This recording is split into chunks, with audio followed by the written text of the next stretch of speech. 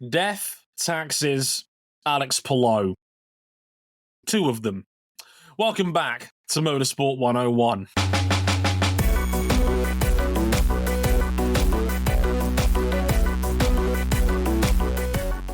Welcome to episode 582 of Motorsport 101. I'm your friendly neighborhood host, Dre Harrison. Glad you could join us, and welcome to the second episode of our doubleheader recording.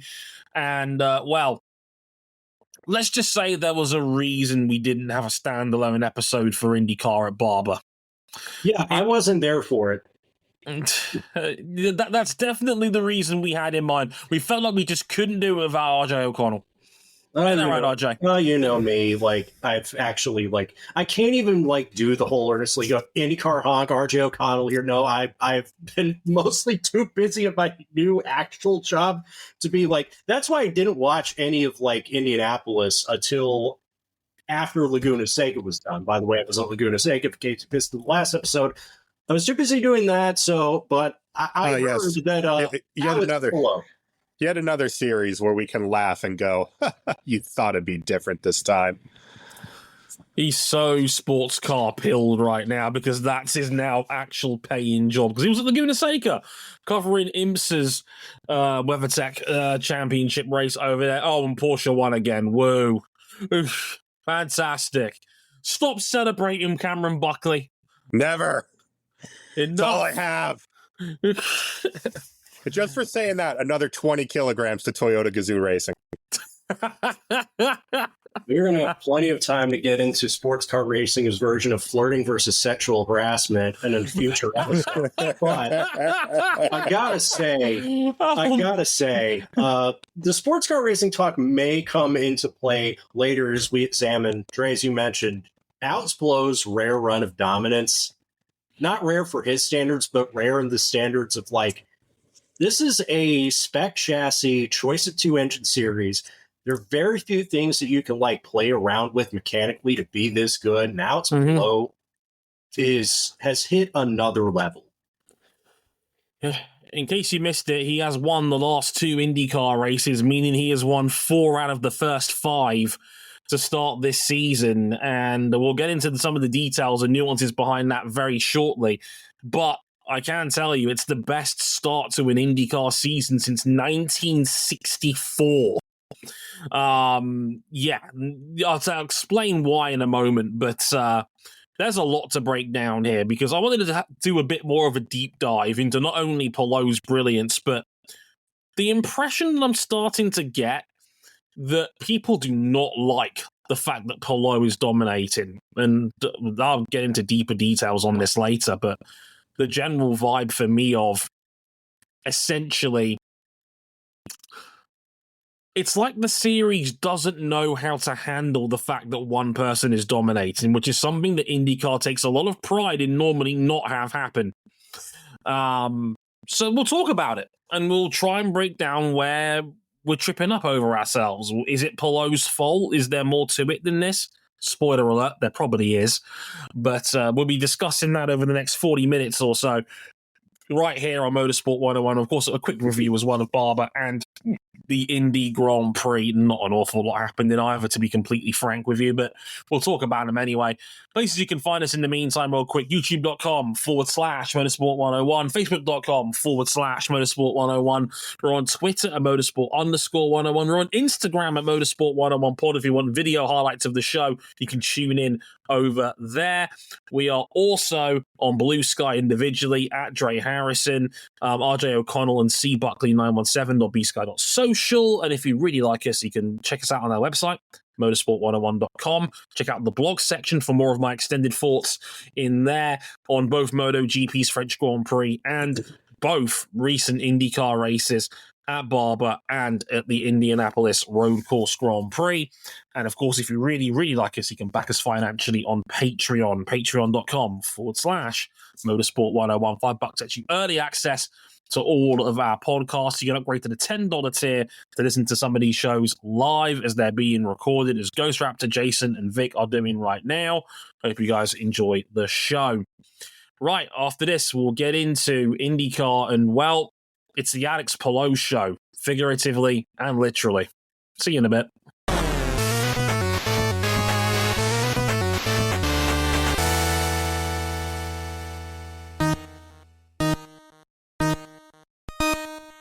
Well, we have to do this one a little differently.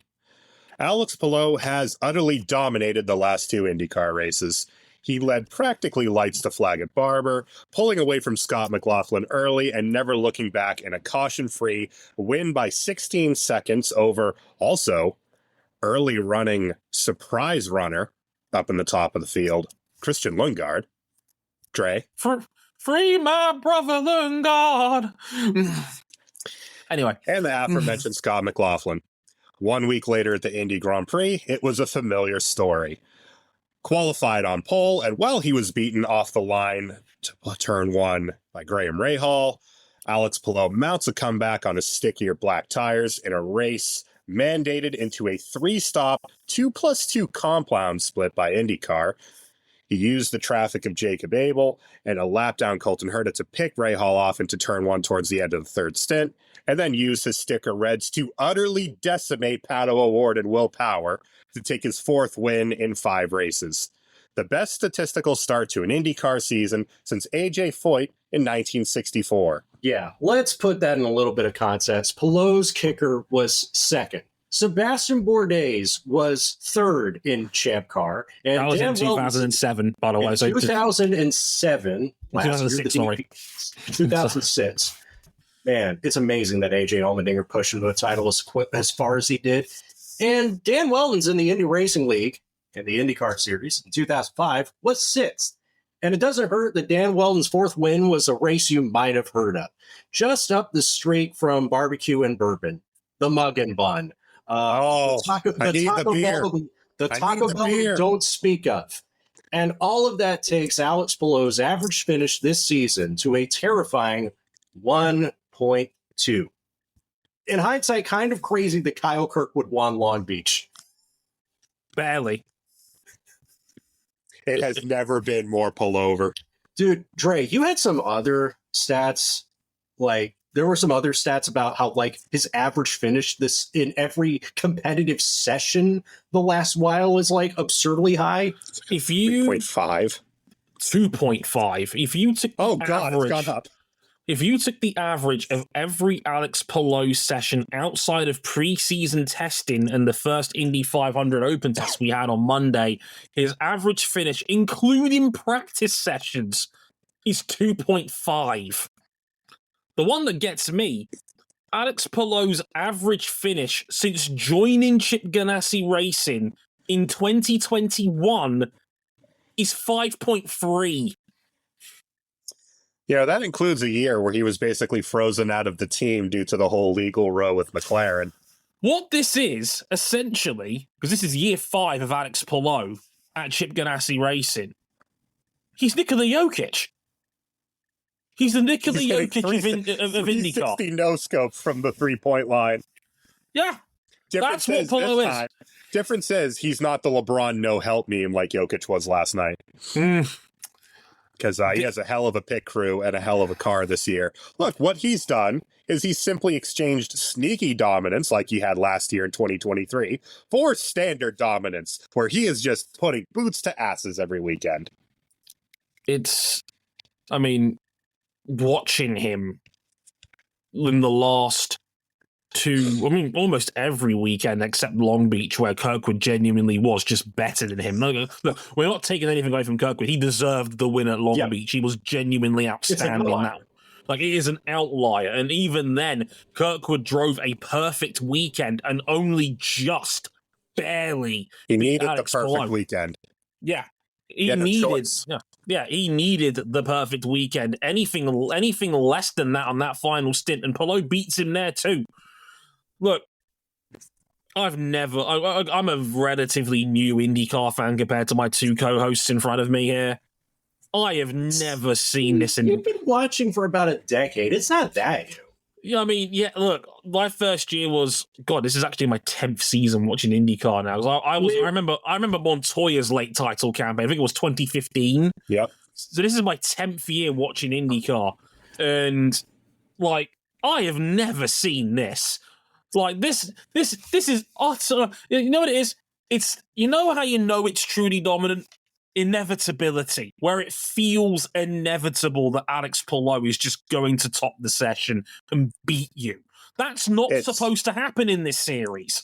It's watching the qualifying tracker and just waiting for number 10 to pop up. Oh, he's 3/10 up.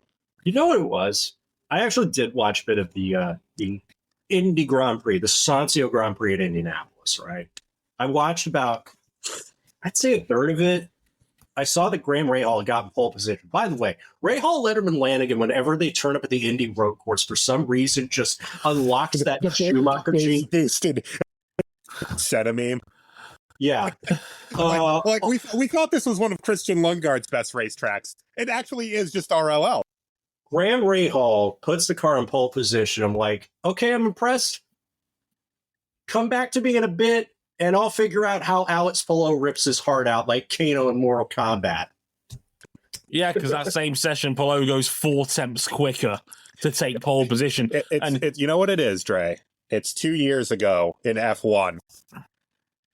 You're just waiting for the purple sectors to come down from that navy blue car. Yeah, it's Verstappen in the inevitable shades of purple on the bottom of the timing screen. You just know what's about to happen, and you can only sit back and laugh. That qualifying session, right? Because I did get to see this. I'm just looking at it, and it's turning green, and the gap is growing, and the gap is growing, and why is it 4 tenths? 2, 3, then it's 4 tenths by the time they get to the line. It's like you stopped the unstoppable monster that was Rahal, Letterman, Lanigan at the Indy road course, where they are cracked there and only there every weekend in Indianapolis. Every year in Indianapolis, it's only there. Bump day, buddy. God, could you imagine if they gave Dries Van Through a car for the road course? Dear God. He'd be doing that in 59 seconds. Like, it'd be ridiculous. Still find a way to finish third. Love it. Exactly. I mean, that was a weekend where Graham Rahal qualified second, like Louis Foster was third, and Devlin DiFrancesco, who was second bottom in the points table, going into that weekend, qualified fourth. And I actually felt slightly bad for him because he was screwed by a bad pit stop. And Palou lit them up for 4 tenths in qualifying. I mean, it's the marriage of his usual unbelievably high floor and consistency to having now mastered these hybrid cars. And it's almost Schumacher-esque, and now he's just sitting at the front, relentlessly punching the field's teeth in while also barely grazing the tires. Yeah, he's mastered hybrid, and like, I thought about this, and I may be off base, but like, when he ran the 2023 Rolettes for Chip Ganassi, first LMDH race for everybody, I just marveled at how quickly he got on top of the car, right? And then fast forward to Le Mans this year, and he alone is the reason why Cadillac Chip Ganassi had even a sliver of a hope, of a prayer, of a fancy of a chance to win that race late on. And yeah. I compare that in contrast to Joseph Newgarden, who just never could figure out the Porsche 963. Granted, these are two entirely different pieces of machines. And I just think... Still got an A on the group project. Is Alex Palou just like... Has he just cracked like driving with these hybrids in a way that no other driver in this field has? Kyle Kirkwood outlier at Long Beach notwithstanding. Well, I'd say maybe, but then Palou wasn't this good in the second half of 2024 when these hybrids first came in. Like, it's like now he's had a full off season. He's been unstoppable since then. Well, and also Ganassi has downsized and been able to redouble their efforts on the cars that they do have. It's a very good point. I think that has had a profound effect on the 10 crew because, like, it's not just him. The team has been incredible on strategy. He's been able to do this while also saving extra sets of soft tires. And so the sticker reds down the stretch, he puts them on. We actually got a caution in this race. David Lucas's engine took one for the team and brought out a caution. The first caution in IndyCar in 408 laps. Yeah, you took the caution from us at Laguna Seca that we were all expecting like 4 or 5 out of, and IMSA had its first caution-free race since 2022 at Belle Isle? Wherever that is. And, like, gather my thoughts here, because it's just a series of mind-bending numbers. But we have our restart. He holds position into turn 1. He takes Pato O'Ward to Gapplebee's in 2 laps. This is Pato O'Ward, one of the people I describe in IndyCar as a free tool driver. He can win anywhere. He's that. We know Pato's upside is when he is on it, he is, again, another one of these dudes that is extremely hard to beat. Remember, this is the man who beat Palou at Mid-Ohio in a tire-saving game straight up. Like, we know how good Palou O'Ward can be. He was given a golden chance to win this race because he also was on a sticker red set at the end. Palou beat his arse on that final restart. Shot him to pieces. He won this by 5.5 seconds, and he was coasting at the end of this. At the end of that final stint. I mean, crazy. We'll throw it back to Barber and that glorious. Like, a team's got to stop it with the special liveries this year. Honda in Japan with Red Bull, Honda with Palou and Barber, Toyota with the TSO20 livery in Le Mans. I don't have money for all these die casts, dude. Yeah, it's getting expensive. I don't have any room for all these things. He won that race in Barber by 17 seconds with over a minute of push to pass to play with. Wasn't even close. That race at 75%. It was the first stint. Like, this was a heavyweight matchup between Alex Palou, who has never finished Barber outside of the top 5, and Scott McLaughlin, who has won in Barber twice, including last year's win, where he was brilliant there last year, right? So I thought this was a heavyweight boxing matchup. What we got was Drederick Tatum versus Homer Simpson, because Alex Palou put down an 8.5 second gap in the first 12 laps. It was over. He was blowing his doors off by 7 to 8 tenths a lap. You don't do that to Scott McLaughlin. Scott has been the second best driver in IndyCar this season, in my opinion. He's been top 6 every race except for Thermal, where he was taken out by Devlin. McLaughlin, for me, has been the number 2 guy in the championship this year, and I say that sincerely, right? He's been getting struck from orbit. He's 100 points back, Cam. Alex Palou has a 97-point lead from 5 races. How are we feeling about that championship pick? I'm feeling real good. I'm feeling real good about my life right now. I thought I was onto something by picking McLaughlin off the back of last year. I thought the signs are there. If Penske continues its usual run of being comfortable on road and street tracks in the 500, McLaughlin's got a real shot to win the title this year. Because, again, if it wasn't for the cheating scandal last year, it's extremely close. Probably within 10 points. And instead, he's 100 back. Yeah, Alex Palou can already take a weekend off and still be in the lead of the championship. I don't think he wants to take this upcoming weekend and the weekend after that off, because we all know that, like, the 500 is his one missing piece on the resume, and we'll table that for next week's show, or our actual Indianapolis 500 preview. But like in the past, he's been, again, the ultimate floor guy. Where even on if you need a win, he'll get you a win. If you need a top 5, he'll get you a top 5. If you need a top 10, he'll get you a top 5. And then he'll win the odd, like once every 4 or 5 races, he'll win. He's got 4 race wins this year. And this is the interesting thing about all this. Because we're very lucky, our dear friend of the show, Ed Hamilton, who's been a guest on this show over 30 times, is at Indianapolis for the next month as part of his dream holiday. And I hope Ed's having a wonderful time listening to this and going great out there. Ed mentioned multiple times that Alex Palou was booed across the course of this weekend. Now, look, this might be an outlier. The attendance for the second race at Indianapolis wasn't great.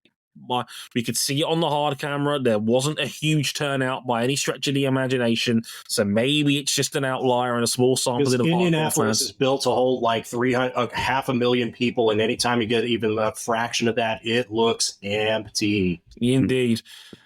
But Alex Palou was booed when he got pole position by a sizable number of fans. He was booed when he passed Graham Rahal for the win in the middle of the race, and he was booed by at least a vocal minority of fans when he won the race.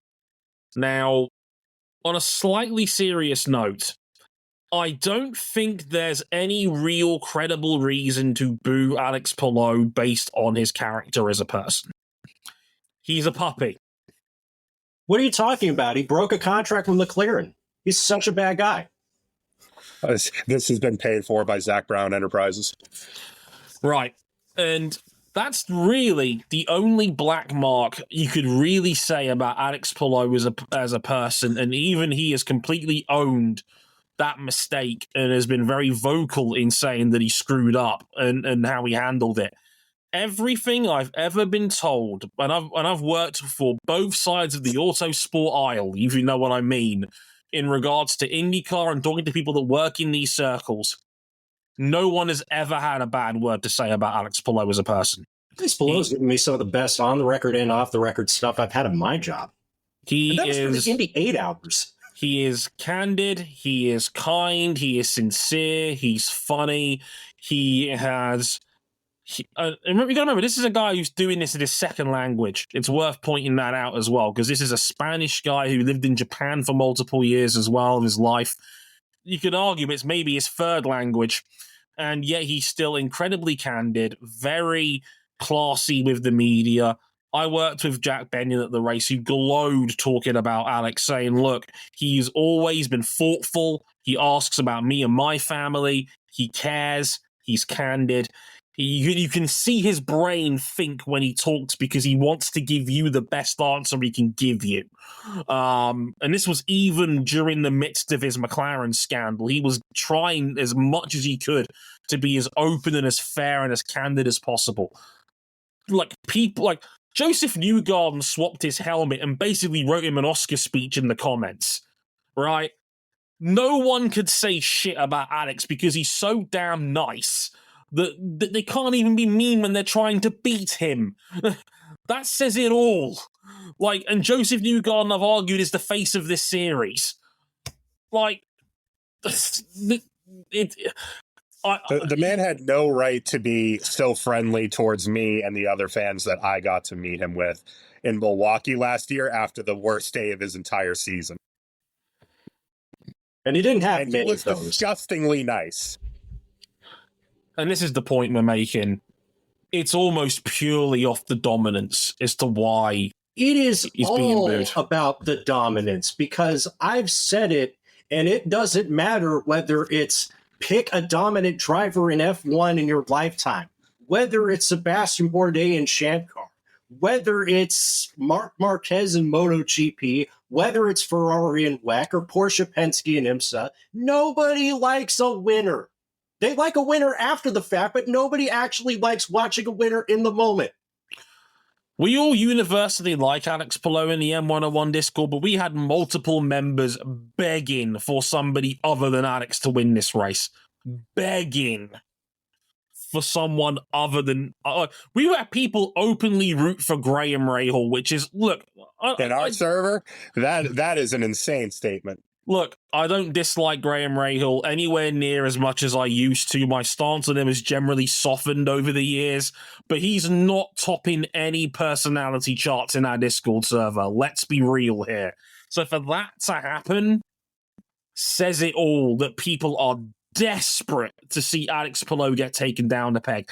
And honestly, I don't think this series knows how to handle a dominant driver when it is the same fan base, at least in my opinion, the same fan base that beats every other fan base in motorsport over the head with, but our spec chassis series, unpredictable racing, unpredictable winners, isn't it great? Remember what's happened since then, though, for my regrettable Floppy Award nominee of 2025. IndyCar's implementation of the hybrid system. the changes that's made to like the way that teams manage tires. I think Alex Palou has become the vessel to vent frustration about the Sebastian Vettel diffusers. It's like the racing product just woke up with a hangover. I'll keep this to a simple question. Have we had a good IndyCar race this year? Not really. We had a really fun skirmish at the Thermal Club between Alex Palou and Christian Lundgaard, but we knew how that was going to go, right? Right. Yeah, it was purely on strategy. Well, again, as you've made the point of, Dre, this is a fan base that by and large has crafted its online personality around, well, you in F1, Max is going to win this weekend again. How do you like the McLaren dominance? And they are completely unequipped to deal with the same thing now happening to them, where Alex Palou is, by a country mile, the most dominant entity thus far in motorsport in any series that we regularly cover. In a sea of dominance by one individual or one team across global motorsport this year. I remember writing articles about this years ago.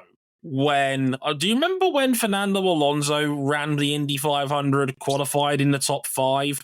Lewis Hamilton took I want to say, accidental dig at the quality of the field and how defensive. Yeah, because a washed up Fernando Alonso can qualify top fifth in his first try. Any bum could do that. Right, and I remember Graham Rahal and James Hinchcliffe taking shots at F1 saying, well, what kind of series is you guys that you've only got to worry about 2 cars every weekend? I know how this fan base gets down. I know how this sport gets down. And as Raptor says in our chat, and I completely echo this sentiment, whether people want to admit it or not, this series is deeply insecure about its racing product. Deeply insecure, because it has been in its own head in regards to its quality for some time. And I looked back at all my IndyCar race reviews this year. I've not given a race more than a 6 out of 10 this year. And that was St. Petersburg. And that was... I hate to say. I feel like there's another element to it as well. Go on. Why do we call him that damn Spaniard? It's just that good. Well, yes. Because he's not American? There are situations where this applies. I genuinely, if it was Joseph Newgarden, the most American man, winning 4 out of 5, do you think that this fan base is just be like, hooray, Joseph Newgarden's dominating our series? Yes, because people like Joseph. Some of the IndyCar homers definitely. And the only reason why I'd bring this up, I wouldn't want to think it's that.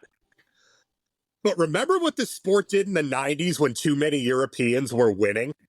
Yeah, they made a whole new series and invited back such red-blooded Americans like Michele Alboreto, who never did an oval race in his life. They stuck 10 tons of dynamite up the sport's ass, lit the fuse, and the sport has still never recovered from it. Call it what it was. Tony George just wanted more. He wanted the ball all to himself. Here's what I'll say in response to that.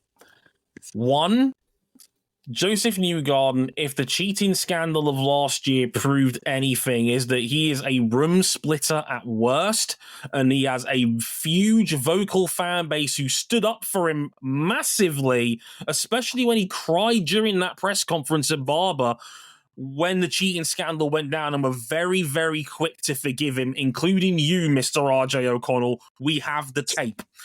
Second of all, and I know Raptors mentioned him in the chat, Palou Award has never been a dominant driver in IndyCar. He's if anything, the blessing of him is because he's driven for McLaren, he's had the plucky contender status for the majority of his time in IndyCar. Palou Award's never won back-to-back races, let alone... he's only he still has less career wins in IndyCar than James Hinchcliffe does. And the other element on top of that, Palou also is, practically speaking, he is a road to Indy... he is from this ladder.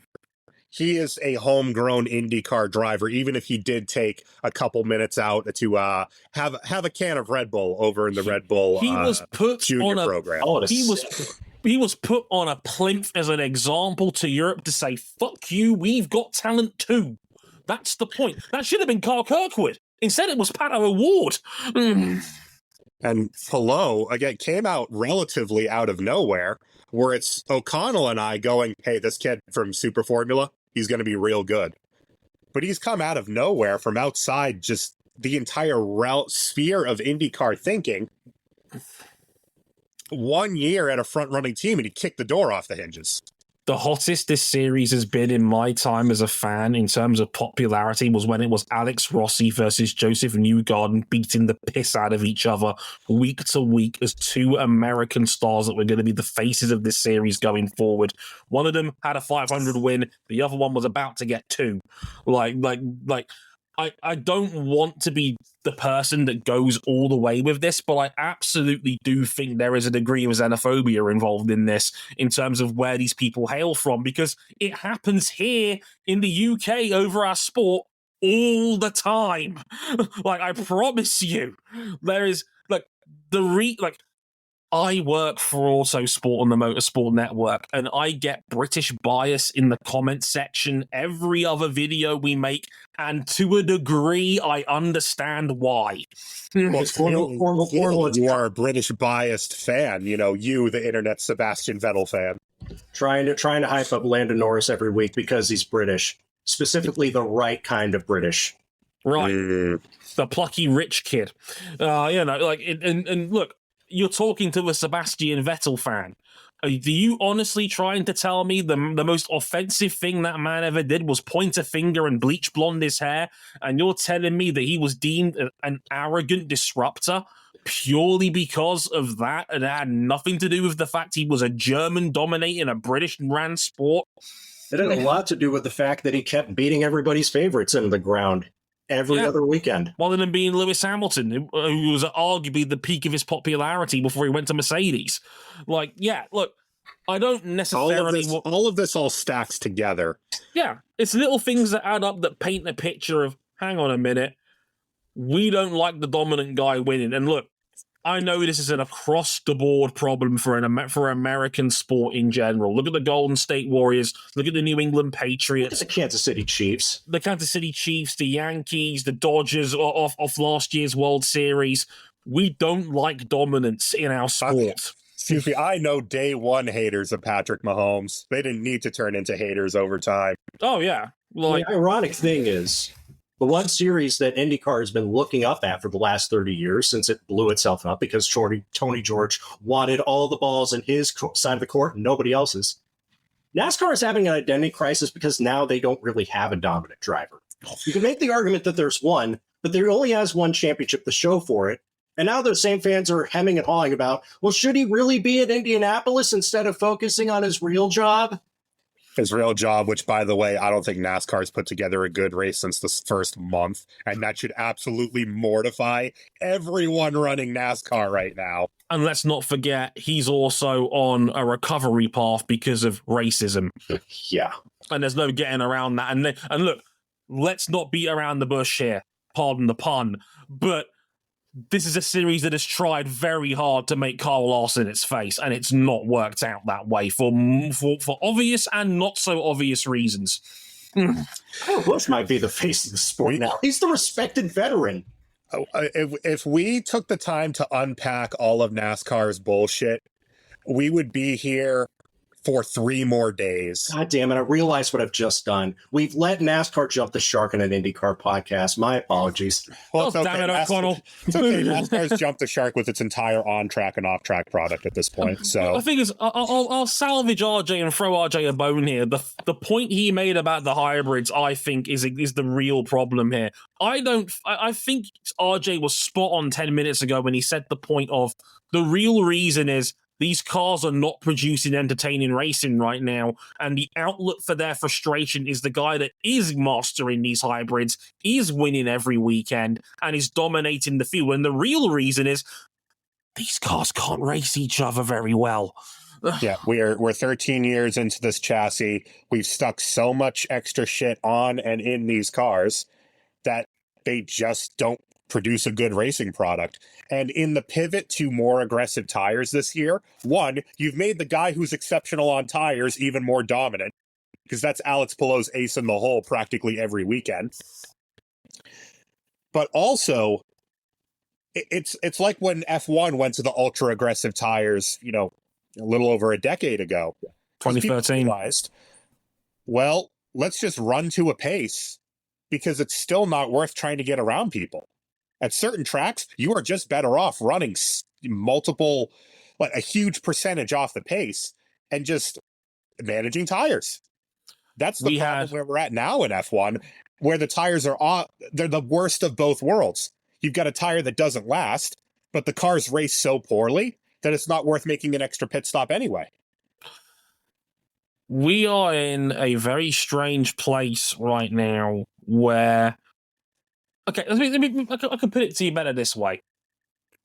This was we had one poor weekend of IndyCar racing, and then half a dozen drivers speak about how the hybrid, with varying degrees of diplomacy, ranging from Alex Palou being relatively kind about it to Alex Rossi going on his podcast and having a bitch fit, that essentially these cars are not great. Drivers are only pushing to 85% right now to look after their tires.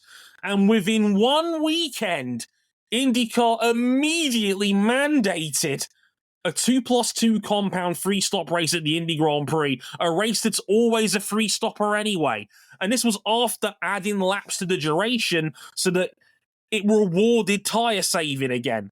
So it's like IndyCar had the worst of both worlds going on, whereas they don't know what they want their racing product to be, because this came off the back of having 6 races this season that had laps added onto its runtime. And this comes after, we saw the green tires melt in 3/4 of a lap at the opening round. They were just not viable as a race tire. They were getting rid of them. It looked like India in 2013 from F1. Lap 2, get them off. This is all adding up to being a not particularly great racing product, where the cars can't really follow. If you follow, you destroy your tires. If you push, you destroy your tires. If you don't push, you're just going to sit there. And the series wants these dudes to push, and they're not going to. You can't make them. There's no getting around that. It's just not the efficient way to win races in this era of IndyCar. And unfortunately, the best driver in the field, maybe the best driver on the planet right now, loves these conditions. He's a tire saver, he's a fuel saver, and he can run at a ridiculously fast pace. He's Scott Dixon with 20% more pace. Oh, good. Oh, and he can qualify, because Dixon's had good race pace this year, but he's had negative qualifying pace. Say nothing about Will Power, who has just fallen off a cliff in qualifying, at least seemingly. Say nothing of Joseph Newgarden, where we are really testing the limits of the 500 mattering. Yeah. By the way, to get back to an earlier point, yes, I know I did stump for Newgarden. I am a Newgarden fan, but there are also, there are people in our community that will relish the opportunity to dance on his grave anytime he has the slightest misfortune. The real American they would all root for is Colton Herta. And surprise, Colton Herta, it's not happening. Oh boy, I can't wait to watch my favorite. I want to fucking go. Oh, buddy. Look, listen. Andretti Reek. Andretti are the stinkiest of stinky garbage piles in the pit lane, man. Every week with this shit. I'm so sick of these. And there is every chance Colton Herta jumps ship at the end of this year to go to Cadillac's F1 team. The latest rumors are that he is already out of consideration. It's gone. That's bad this year. Yes, instead Cadillac will select from the finest of number 2s. Sergio Perez and Guan Yu Zhou, come on down. Yes, Raptor, to answer your question in the chat, he does have to finish 4th in the standings to get the 10 super license points required to guarantee his 40 for next year if he wants an F1 seat. Look, it's not the end of the world for Colton. He's only 44 points off a top 4 spot. That's more than recoverable, and we literally saw him do this last season. So I wouldn't say that it's impossible for Colton yet, but I agree with RJ that yes, Colton is now probably the more universally liked American in the field, but this is why I did say, when mentioning Newgarden earlier, he's a room splitter at worst. And quite frankly, if you're like John Cena where you're splitting a room, people care about you. And I'd argue that's almost better sometimes. Just saying. It depends on how the rest of this heel run goes, quite frankly. True. For Newgarden or for Cena? Because right now it's not going so good for Newgarden. 500 pending. He better rack up another 500 this year because thus far, on good. It's not great, Bob. 100, I mean, what, 12th in the standings right now and 125 plus points behind? Simon Pagenaud was fired for less than this. The streets never forget. Just saying. Look, they won't do that to Joseph because he's already on a big, expensive, multi-year agreement they signed last year. Winning two 500s gets you that privilege. But man, that is it's like being held up on 3 in a row is literally unprecedented, which will inform some opinions about my Indy 500 predictions. Also, Rinus VeeKay might low-key be cooking with Dale Coyne. Oh, he's been brilliant this year. He's been outstanding. That boy is driving the nuts off that thing. He would be my secondary pick for driver of the year thus far in IndyCar. He's been fantastic. Cam Buckley is saying something nice about Rinus VeeKay. It's the only time. My God. This is the only time as I rig his entire neighborhood with a thermonuclear device. That says it. We end the podcast. That's how you know we've gone full circle. Cam Buckley is praising Rinus VeeKay. We are hooked. Good. I can praise him after the 500 with a pair of pliers and a blowtorch. Let us know what you think. So unbelievably mad about 2023. If he makes it that far. Let us know what you think about the Alex Palou situation somewhere on the internet. I'm fascinated to hear your opinions on this. It's a very fascinating subject. Don't worry, if you want more IndyCar, we'll be back next week for a full preview for the Indy 500 based on what we see in qualifying this weekend. We'll have a full preview of the big race itself next week alongside Formula One, which is probably going to have its final made in Italy, Emilia-Romagna Grand Prix this weekend. Yeah, it's probably going after this one, allegedly. We'll have to wait and see. But hey, who'll win Imola's final showdown? We'll have to wait and see. That'll be on next week's show as well. So tune in for that. Until then, I've been Dre Harrison. They've been Cameron Buckley and RJ O'Connell. Thank you very much for listening, and we'll catch you guys next week. Sayonara. Later, y'all.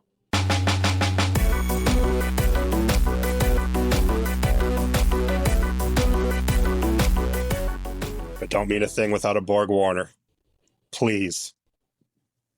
Cam Buckley, Please. also haunted by milk.